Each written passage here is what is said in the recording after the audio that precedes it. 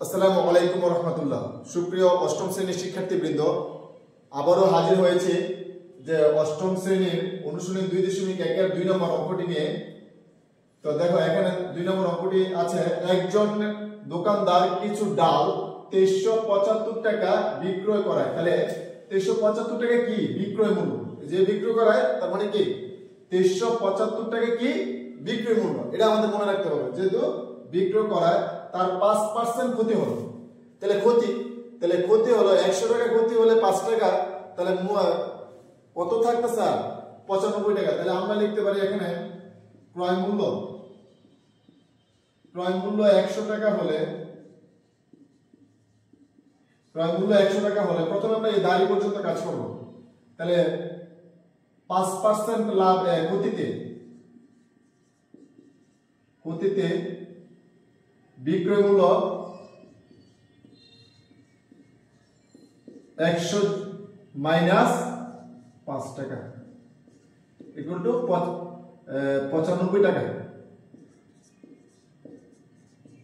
তাহলে আমরা এটা লিখতে পারি কি যে ক্রয় মূল্য 100 টাকা, আমরা জানি 5% এ 100 টাকা ক্রয় মূল্য, তাহলে ক্ষতি হয়েছে কত 5 টাকা, 100 টাকা ক্ষতি হয়েছে 5 টাকা, তাহলে আর থাকে কত, তাহলে আমরা কত টাকা বিক্রি করেছি 95 টাকা বিক্রি করেছি। তাহলে ক্রয় মূল্য 100 টাকা হলে 5% ক্ষতিতে বিক্রয় মূল্য 95 টাকা। তাহলে এটা কি পেয়েছি আমরা, বলতো বিক্রয় মূল্য পেয়েছি। তাহলে এখনো একটা বিক্রয় মূল্য দেয়া আছে, তাহলে দুইটা বিক্রয় মূল্য দেয়া থাকলে মাথায় রাখবা, দুইটা বিক্রয় মূল্য দেয়া থাকলে তাহলে আমরা এটা থেকে ক্রয় মূল্য বের করব। ওকে, তাহলে যে দুইটাও বিক্রয় মূল্য এটাও বিক্রয় মূল্য, তাহলে আমরা কি বের করব, ক্রয় মূল্যটা বের করব। তাহলে আমরা লিখতে পারি বিক্রয় মূল্য 95 টাকা হলে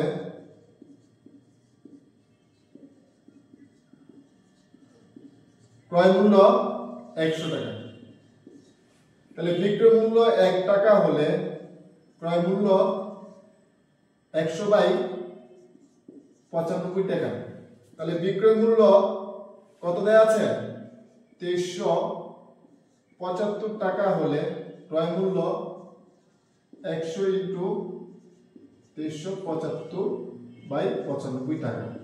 ঠিক আছে, তাহলে দেখো এই 95 দিয়ে যদি এটাকে আমরা কাটি, ক্যালকুলেটর দিয়ে তোমরা ভাগ করে নিবা। তাহলে 95 দিয়ে যদি এটাকে ভাগ করি তাহলে কত হচ্ছে 25 আর 100 গুণ করলে কত হবে 2500 টাকা। তাহলে এটা আমরা কি পেয়েছি বলতো, ক্রয় মূল্য পেয়েছি। তাহলে এটা কি পেয়েছি, ক্রয় মূল্য পেয়েছি। ঠিক আছে, তাহলে আমরা প্রথম অংশে কাজ করেছি। তাহলে ওই ডাল মানে কতটা, এই 2500 টাকার ডাল, এই 2500 টাকার ডাল কত টাকা বিক্রি করলে, তাহলে 2500 টাকা কত টাকা বিক্রি করলে 6% লাভ হবে। ঠিক আছে, বুঝে দিতে পেরেছেন কথাটা। তাহলে ওই ডাল মানে কি 2500 টাকা দিয়ে যে ডালটা কিনেছি, ওই ডাল যদি আমরা বিক্রি করি তাহলে 6% লাভ হবে। তাহলে কত টাকা বিক্রি করলে 6% লাভ হবে। তাহলে এটা থেকে আমরা কি করব, এখন লাভটা বের বিক্রয় মূল্যটা বের করব, যে কত টাকা বিক্রি করলে। তাহলে আমরা এটা আবার মুছে ফেলি। তাহলে 2500 টাকা আমি এখানে রেখে দিলাম। দেখো তাহলে ক্রয় মূল্য 100 টাকা হলে এই যে এখানে 6% লাভ হবে, 6% প্রতি জায়গায় কি হবে লাভে, বাকি সব ঠিক থাকবে। আবার দিয়ে লিখো যে ক্রয় মূল্য 100 টাকা হলে 6% লাভে বিক্রয় মূল্য 100 যোগ 6, তাহলে কত হচ্ছে 106 টাকা। ঠিক আছে, তাহলে আমাদের দেখো এটা কি পেয়েছি বলতো, বিক্রয় মূল্য পেয়েছি। এটা কি মূল্য ছিল, ক্রয় মূল্য ছিল। তাহলে এটাও একটা ক্রয় মূল্য, তাহলে এটাও একটা ক্রয় মূল্য। তাহলে ক্রয় মূল্য আছে দুইটা, আমাদের এখানে ক্রয় মূল্য আছে কয়টি, দুইটি। তাহলে বের করতে হবে কি বিক্রয় মূল্য, যেহেতু বিক্রয় মূল্য একটা আছে।